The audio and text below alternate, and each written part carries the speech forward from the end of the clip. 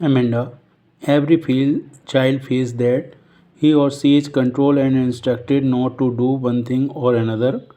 You too may feel that your freedom is curtailed. Write down some of the things that you want to do, but your parent elder do not allow you to read the poem aloud from pair, each reading alternate stanzas. You are in for a surprise. जैसा कि सभी बच्चे जानते हैं कि उनको कोई ना कोई निर्देश देता है और कंट्रोल करता है कि कुछ चीज़ें करो या ये करो वो ना करो। तो ऐसे ही आपको भी अब महसूस हो रहा होगा कि आपकी जो आज़ादी है वो लिमिटेड है और कुछ ऐसी चीज़ें लिखना है आपको जो आप करना चाहते हैं, लेकिन आपके पेरेंट्स और आपके बड़े लोग आपको अलाउ नहीं कर रहे हैं। तो इसके लिए आप ये पोएम पढ़िए बहुत अच्छे से और देखेंगे हर पेयर में स्टेंजा में आपको कुछ ना कुछ सरप्राइज़ होगा।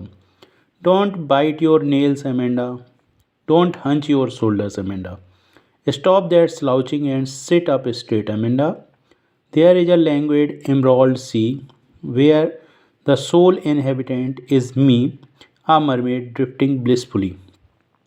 एमेंडा, अपने नाखून मत काटो, ना ही अपने कंधों को झुका करके बैठो एमेंडा, और ये जो कंधे झुका करके कमर झुका करके बैठी हो इसको सीधा करो एमेंडा। इस पूरे निर्जन और विशाल समुद्र में मैं ही एकमात्र ऐसी प्राणी हूँ या जलपरी हूँ जो भाग्य से बनाई गई हूँ। Did you finish your homework Amanda, क्या तुमने अपना होमवर्क कर लिया है, गृह कार्य कर लिया है। Did you tidy your room Amanda, क्या तुमने अपना कमरा साफ कर लिया Amanda. I thought I told you to clean your shoes Amanda, मुझे लग रहा है कि मैं सोच रही हूँ कि मैंने तुम्हें बोला था कि अपने जूते भी साफ कर लेना, तो क्या तुमने कर लिए हैं Amanda. I am an orphan roaming the street, I pattern soft dust with my hushed bare feet, the silent is golden, the freedom is sweet. तो एमेंडा कहती है मुझे लग रहा है कि मैं एक अनाथ हूँ और यहाँ वहाँ गली में भटकती रहती हूँ और मैं अपने पैरों से जो रेत पड़ी हुई है उस पर खाली पैरों से कुछ ना कुछ बनाती रहती हूँ और मुझे ये जो एकांत है ये बहुत ही सुनहरा लगता है और मेरी आज़ादी मुझे बड़ी प्यारी है। Don't eat that chocolate Amanda, remember your acne Amanda, will you please look at me when I am speaking to you Amanda. तो ये चॉकलेट खाना बंद कर दो एमेंडा और ये भी याद रखो कि ये जो चॉकलेट खाती हो इससे तुम्हें बहुत सारे मुहासे वगैरह फुंसी फुंसी हो जाते हैं चेहरे पर, वो भी बेकार लगते हैं।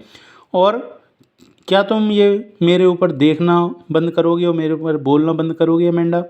इस तरीके से कभी एक माँ के रूप में या पेरेंट्स के रूप में उसको समझा रहा है और वो कल्पना कर रही है कि मैं तो एक अनाथ के रूप में हूँ, मेरा कोई ध्यान देने वाला ही नहीं है, मैं अपने मन की जो भी करती हूँ कर सकती हूँ।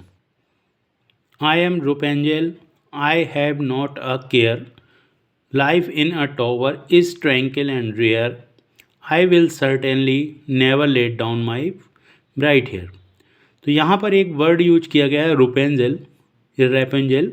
तो रेपेंजल एक काल्पनिक कहानी या कार्टून नेटवर्क का एक किरदार है जिसमें एक लड़की रहती है, उसको एक शैतान ने एक महल में बंदी बना रखा था और एक राजकुमार आता है और वो उसको उनसे छुड़ा ले जाता है। तो जो टॉप पर फ्लोर पर उसको बंदी बनाया गया था वहाँ तक राजकुमार कैसे पहुँचता है कि जो एंजल होती है वो अपने बालों को डाल देती है और वो राजकुमार उन बालों को पकड़ कर वहाँ ऊपर तक पहुँच जाता है और इसके बाद वो दोनों वहाँ से भाग जाते हैं।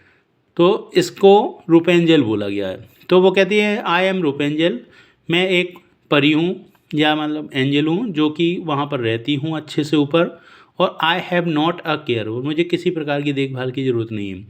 Life in a tower is tranquil and rare, तो मेरे इस टावर में जिसमें मैं रहती हूँ बहुत ही अच्छी सुंदर ज़िंदगी कट रही है।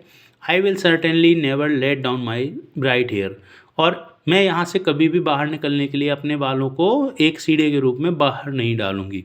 इस प्रकार से एमेंडा बोलती है। Stop that sulking at once Amanda, you are always so moody Amanda. तो तुम इस प्रकार से बकवास करना बंद कर दो अमेंडा, और तुम हमेशा दिमाग ख़राब करके मूडी बनी रहती हो, अपने मन का करती हो अमेंडा। और anyone would think that I nagged at you Amanda, और कोई भी देखेगा तो ये सोचेगा कि मैं तुम पर कुछ बड़बड़ाती रहती हूँ एमेंडा। और इस प्रकार से ये कहानी एक रॉबिन कैलिन के द्वारा लिखी गई है और इसमें एमेंडा का जो किरदार है वो लिया गया है। लैंग्वेज मतलब होता है रिलैक्स, ड्रिफ्टिंग मतलब होता है मूविंग स्लोली, पैटर्न मतलब होता है मेक पैटर्न्स, ट्रैंक्विल मतलब होता है काल्म। तो ये हमने पूरी कहानी पढ़ी, ये पोएम थी हमारी एमेंडा के नाम से, वो चैप्टर नंबर 4 में। थैंक यू बच्चों।